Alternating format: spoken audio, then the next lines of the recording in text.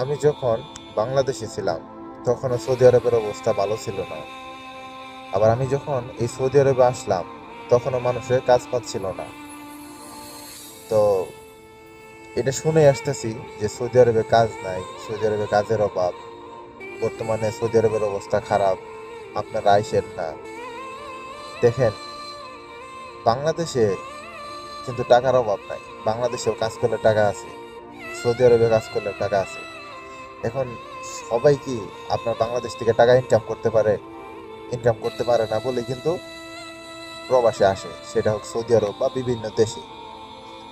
এখন সৌদি আরবেও কাজ আছে, নাই যে এরকম না।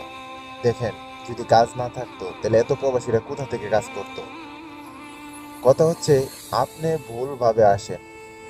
ভুলভাবে কিভাবে আসেন জানেন? আপনি অন্ধবিশ্বাস করেন মানুষকে, আপনি দালালকে অন্ধবিশ্বাস করেন, যার কারণে আপনার এই অবস্থা হয়। আপনার তাড়াহুড়ার কারণে আপনি বিপদে পড়েন। তাড়াহুড়ার জিনিস কখনোই ভালো হয় না। অনেক লোক আছে সৌদি আরবে এসে সাপ্লাই কোম্পানিতে বসছে, ভালো কাজ পায় নাই, প্রথমত কষ্ট করছে। বাংলাদেশে 3 বেলা খাবার খেলে সৌদি আরবে এসে 1 বেলা খাবার খাইছে, তারপরেও কষ্ট করছে। 6 মাস 8 মাস পরে কাজ পাইছে। মূলত এখানে আপনার কাজ পাইতে হইলে ধৈর্য ধরতে হবে।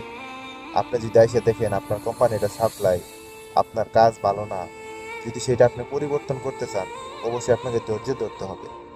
আর আপনার যদি বাংলাদেশে অবস্থান ভালো থাকে, যে আপনার অবস্থা ভালো ছিল, এখন আপনার সাথে এই কাজগুলো যায় না, তাহলে তো আপনি কখনোই কাজ করতে পারবেন না। আর যাদের অবস্থা বাংলাদেশ থেকে আসলেই খারাপ ছিল, তারা একমাত্র এখানে কাজ করতে পারবো। কাজ আছে, তবে কাজ আপনাকে খুঁজে নিতে হবে। অনেক মানুষ আছে যেই বাংলাদেশি বাইকে মানুষ চিনতো না, মানে আমাকে আপনি চিনেন না, কিন্তু হঠাৎ করে আপনি আসে আমার কাছে কাজ চাইতেছেন, ভাই আমাকে একটু হেল্প করেন, আমি 6 মাস যাবত আইছি, কোনো কাজ কাম নাই। তো আমার কাছে যদি কাজ থাকে, আমার কাছে যদি আসলে কাজ থাকে, তাহলে কিন্তু আমি আপনাকে অবশ্যই সাহায্য করবো।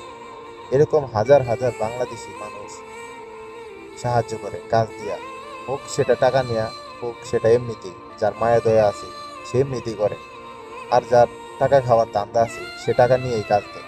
এর কথা হচ্ছে, আপনার কাজের দরকার, আপনার এখানে আসছেন, 5 লাখ হোক 7 লাখ হোক টাকা খরচ করে আসছেন, এখন যদি চলে যান বাংলাদেশে, আপনি এই ঋণ পরিশোধ করতে পারবেন? যেভাবে হোক আপনার এখানে থাকতে হবে, থাকার অভ্যাস করতে হবে। যে এই টাকাগুলো আমি কোথা থেকে দিব বাংলাদেশে চলে গেলে? তো আমি শুধু এতটুকুই বলবো, যারা বাংলাদেশ থেকে যে কোনো দেশে যান, ওই দেশে যদি কাজ না থাকে, আপনি একটু ধৈর্য ধরেন, কাজ আপনি অবশ্যই